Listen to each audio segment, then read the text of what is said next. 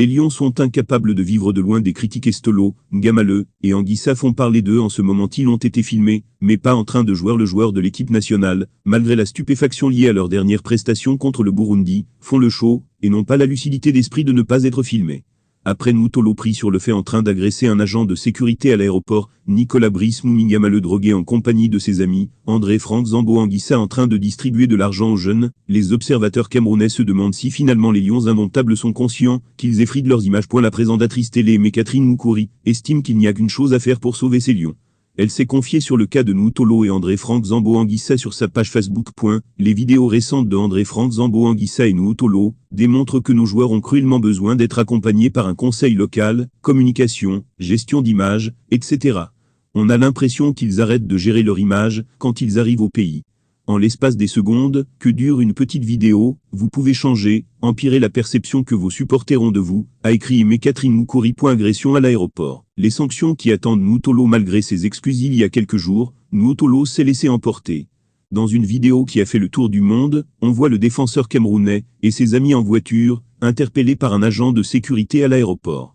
À la suite d'une discussion dans laquelle le lion indomptable s'énervait progressivement, celui-ci a finalement perdu le contrôle et agressé l'agent. Après que les images ont été suffisamment relayées, et que les internautes, ainsi que le public camerounais ont découvert ce qui s'est passé, le joueur a présenté publiquement des excuses.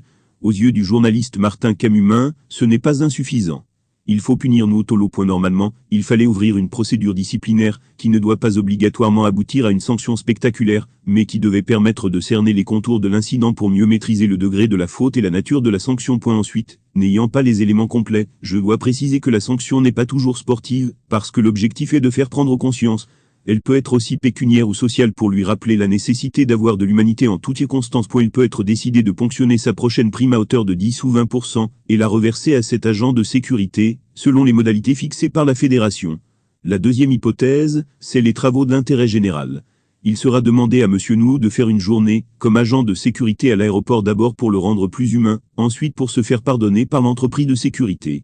Tout ceci, pour éviter de créer l'antipathie, avec les joueurs d'une sélection qui par raccourci, peuvent être associés à cette arrogance. Message d'excuse de Nutolo chez Camerounais. Chers fans, je viens par la présente apporter des éclaircissements aux vidéos, qui me montrent en pleine altercation, avec un agent de l'aéroport international de Yaoundé. Ce qui s'est passé est le fruit d'une totale incompréhension due au passage du véhicule à cet endroit-là. Je reconnais n'avoir pas eu la maîtrise suffisante de mes émotions. Je demande pardon. Je regrette amèrement que ce malheureux incident soit survenu, et je présente mes sincères et plates excuses une fois de plus à l'agent de l'aéroport international de Yaoundé, et à tous ses collègues. Je présente mes excuses aux fans des Lions, à la Fédération camerounaise de football, dont l'image a été ternie, et à mon club employeur Seattle Soundé. Je suis Camerounais et fier de l'être. Vive le Cameroun.